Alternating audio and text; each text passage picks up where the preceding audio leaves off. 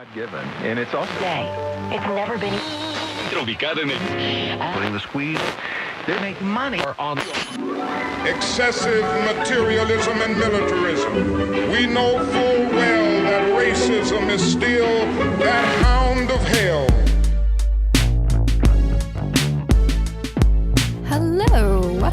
Welcome to Now in Color, the podcast that brings those who have been erased from history back to the forefront. I'm your host, as always, Sandie Chang. I don't know why I just said it like that, but I'm your host, Sandie Chang. This week, I wanted to do a special Thanksgiving episode, kind of like this experiment to see what it's like when I actually just talk to myself and have no one respond to me or validate me. So if you're listening to this, I hope you're not too stressed out preparing your meals or hanging out with your family. I know by this time when this uploads, I'll be frantically preparing a turkey for Friendsgiving because my guests usually bring wine and chips to every dinner party I've ever hosted. So if you guys are listening to this, step it up, guys. I need more side dishes. So anyway, I'll be honest, I really enjoy Thanksgiving.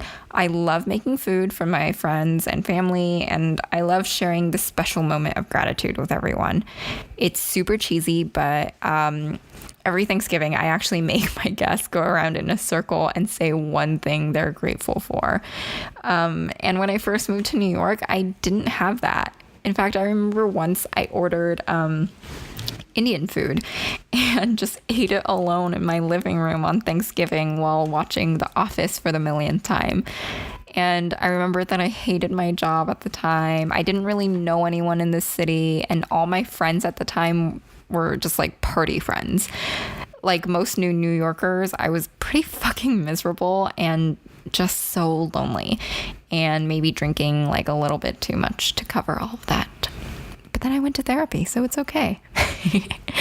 But yeah, so maybe that's why I really like Thanksgiving, or at least the idea of it. I really enjoy thinking that there were, these pilgrims in 1620 trying to escape religious persecution, and they happened upon Plymouth, Massachusetts, met some really cool indigenous folks, and just had this party a year later to celebrate their friendship and bountiful harvest. It's nice, and it makes me think maybe everything is maybe okay in this world. But yeah, if only that were the case, right? So I think we know by now that, there were many wars between Native American tribes and these pilgrims that ended in basically what we know about America today, which is entire tribes and civilizations were wiped out by colonizers. And, they brought over things like smallpox, slavery, and war. So here we are. And that is the short version of the true Thanksgiving. But today, I actually wanted to focus on one person. And we actually all learned about him in history class, or at least I definitely remember this figure in elementary school history class. And his name was Squanto. This was the guy that all your history teachers introduced as the one Native American dude who somehow knew English and taught these poor pilgrims how to farm and fish and basically live through the winter so they wouldn't keep just dying. So I remember distinctly thinking, how did Squanto learn English in the first place if this was supposedly the first contact with the pilgrims? And is Squanto his real name? Because it sounds like something that Owen Wilson's character in Shanghai Nights would give to, a Native American character. Have you guys ever watched that movie, or is it just me? I don't know. I love Jackie Chan. I'll watch him in anything, even if it's bad. So anyway, I wanted to find out more about Squanto because I had a lot of questions about him as a kid, and now I have the internet to help me figure it out. So here we go. So it turns out that there was definitely contact with Europeans before the 1620 Mayflower Plymouth Rock story that we all know and love. Native Americans and Europeans have actually been in contact every so often for over a century before this 1620 Mayflower story. Not only did the Europeans bring disease that nearly wiped out the Native Americans, but they, and when I say they, I mostly mean the French and the English, they were like, hey, let's fuck up this peaceful system of trade that these tribes have already set up, increase hostility among these tribes, and destroy them all. So they basically literally came to divide and conquer, even before what we know as the Pilgrims arrived. In fact, an English, he calls himself an entrepreneur, Englishman, Richard Hakluyt, he wrote in 1585, "The ends of this voyage are these: 1, to plant the Christian religion; 2, to traffic; 3, to conquer, or to do all three." So basically he was a dick, and that's exactly what they did. Kidnapping, killing, and enslaving Native Americans well before this Mayflower of 1620 even arrived. And long story short, Squanto was actually abducted by an English expedition led by John Smith. Yes, the same John Smith we all know, along with 20 other people from the Patuxent tribe, and taken to Spain around 1614. So to keep the Disney version of John Smith in our heads, John Smith actually disapproved that this happened, because it was actually one of his employees, Thomas Hunt, who abducted all these people. He was left in charge to actually finish up the expedition and get fur and fish over to Spain to trade. So when John Smith found out that Hunt actually kidnapped all of these human beings, he is quoted as saying, "This wild act kept him ever after from any more employment to those parts." So at the very least, we can think that John Smith definitely fired him, or at least did not recommend him on, the 1600s version of LinkedIn. Okay, so apparently Hunt tried to sell the Patuxent people he abducted, but was largely unsuccessful, and a lot of his coworkers, I guess, were making fun of him for this, because they're like, karma. And we basically have no real records of how Squanto went from Spain to England, because he lived there up until 1618, when he then somehow ended up in Newfoundland. A lot of historians suggested he may have just gone as an indentured servant with one of the expedition members, because he ended up traveling and interpreting for Captain Thomas Dermer, who was an employee of Sir Fernando Gorges, who owned most of what we now know as Maine. So around 1619, Dermer and Squanto sailed towards New England, and this is where Squanto was originally from, with the Patuxent tribe.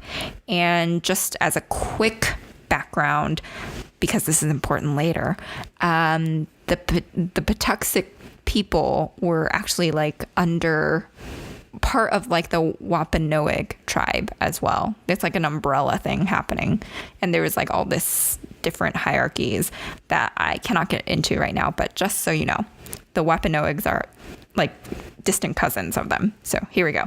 So anyway, around 1619, Dermer and Squanto sailed towards New England, and they go towards Squanto's old village.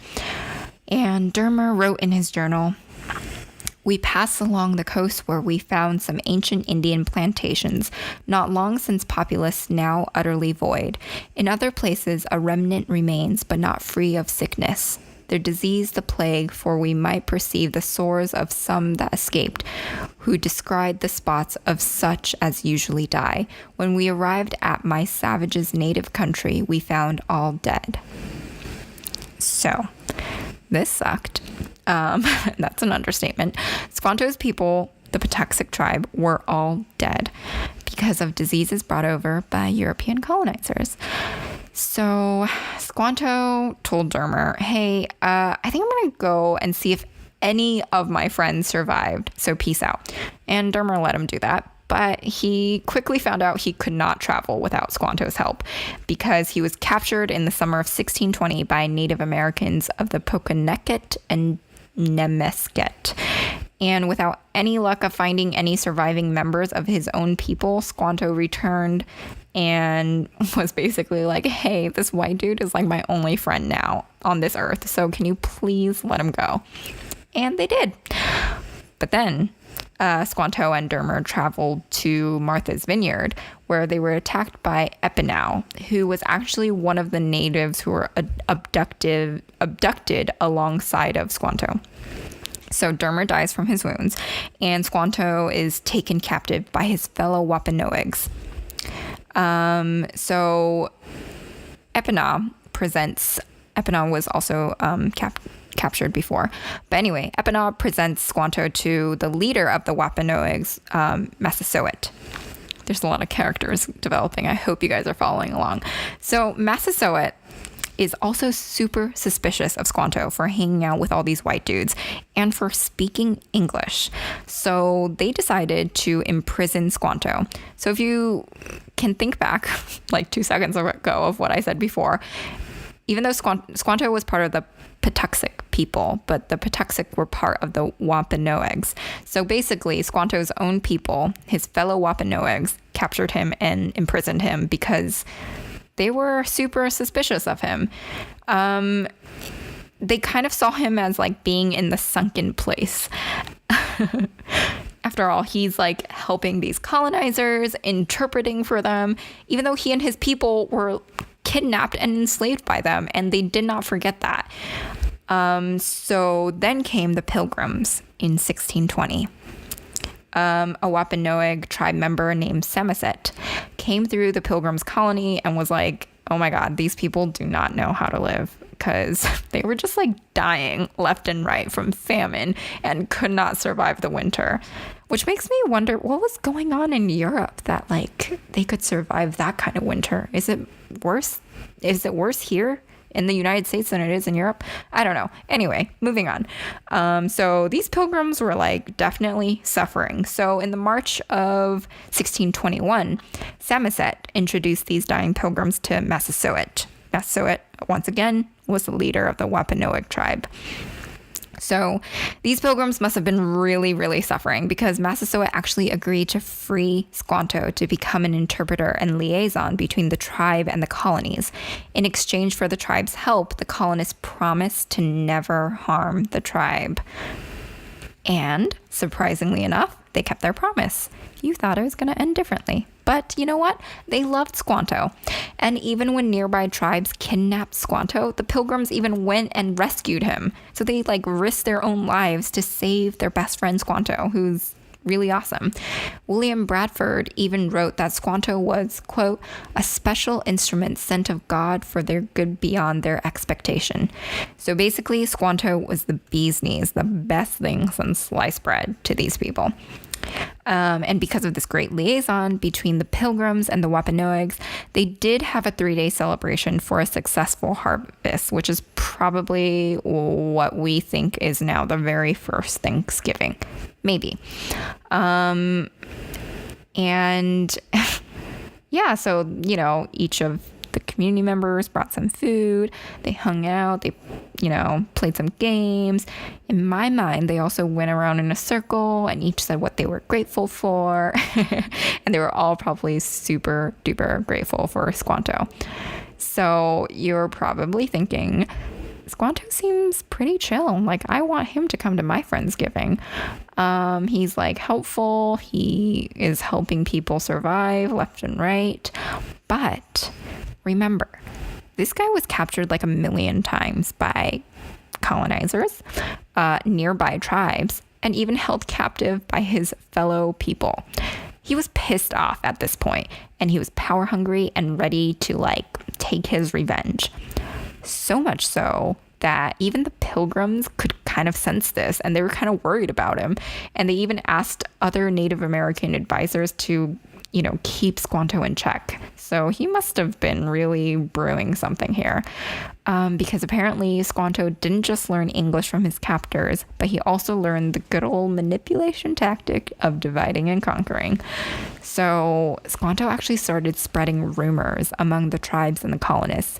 So he would say things like, "Oh, I heard Massasoit is planning some attack on some colonists," or "I heard these colonists were going to attack this tribe," and so on and so forth. And Squanto knew that if war broke out because of these rumors, he would be protected because he's been acting like this good guy this whole time. And he was the only source of liaison between the Native Americans and the colonists at the time. So if you can imagine it, he's kind of like Littlefinger in Game of Thrones. And for the record, I haven't seen up until season 4 of Game of Thrones, so maybe that was not even a good reference. But from what I remember, Littlefinger was playing all the games of Thrones. All right, so Massasoit and the colonists find out that Squanto has been talking mad shit behind their backs, and they are pissed off.